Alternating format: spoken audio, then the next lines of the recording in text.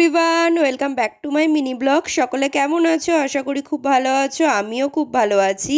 So পেয়ে গেছি এবছরের প্রথম বিয়েবাড়ির নিমন্ত্রণ, আর বিয়েবাড়িতে যাব একটু তো সেজে যেতেই হয়। আর তাই ভাবলাম তোমাদের সাথেও চলো একটা get ready with me video share করা যাক। তো দেখতেই পাচ্ছ বিয়েবাড়িতে যাওয়ার জন্য আমি একটা সুন্দর রানী কালারের গাউন পরে নিয়েছি। এবার চলো মেকআপটা শুরু করা যাক। দেখো, মেকআপ কিন্তু আমি আমার নিজের মতন করি। কেউ প্লিজ এখানে বলো না যে মেকআপটা ভালো হচ্ছে না, কারণ আমি কিন্তু মেকআপ আর্টিস্ট নই। তো আমি মানে নিজের চলার মতন যতটুকুনি পারি ততটুকুনি কিন্তু করি মেকআপটা। তো একটা দিন আগে অবধি তো আমি এতটুকুও মেকআপ পারতাম না। হ্যাঁ, সত্যি আমি এই রিসেন্ট হলো একটু আধটু মেকআপ করতে শিখেছি। এখন আমার মনে হয় এতটুকু ঠিক আছে নিজের চলার মতন। তো দেখতেই পাচ্ছ আমি প্রথমে তো প্রাইমার ইউজ করে নিলাম। আর আমি না একটু ইনসাইটের প্রোডাক্টগুলো ইউজ করতে বেশি পছন্দ করি, আর আমার ভালোও লাগে। আর আমার মনে হয় ইনসাইটের কসমেটিক্সের যে মেকআপ প্রোডাক্টগুলো আছে সেগুলো আমার ফেসের সাথে যায়ও, তাই আমি চেষ্টা করি যতটা সম্ভব ইনসাইট কসমেটিক্সের প্রোডাক্টই ইউজ করতে। তো একে একে তো আমি আমার বেস মেকআপটা কমপ্লিট করে নিলাম, আর তারপরে তো আমি আমার একটা সেটিং স্প্রে দিয়ে নিলাম ফেসে। আর মেকআপটা কমপ্লিট হয়ে গেছে। এবার চলো আই মেকআপ করা যাক। যেহেতু যাচ্ছি একটু বিয়ে বাড়িতে, একটু তো গর্জিয়াস সাজতেই হবে। আর সেই জন্য কিন্তু আমি এখানে আই মেকআপটা করে নিচ্ছি।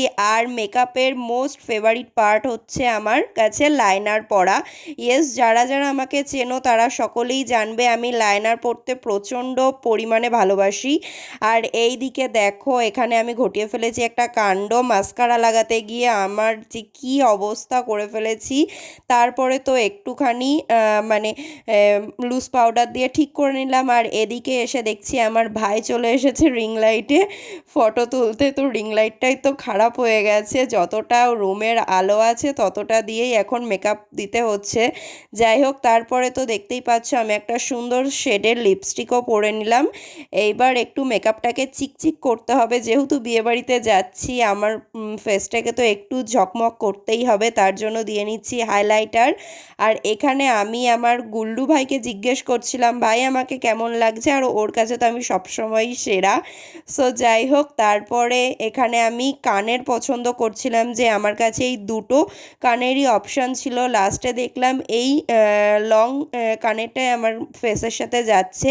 তো আমি হেয়ারটা এইরকম রাখতেই পছন্দ করি, যেহেতু আমি অন্য কোনো হেয়ারস্টাইল পারিও না সত্যি বলতে, তাই জন্য আমি হেয়ারটাকে সবসময় খোলা রাখতেই পছন্দ করি।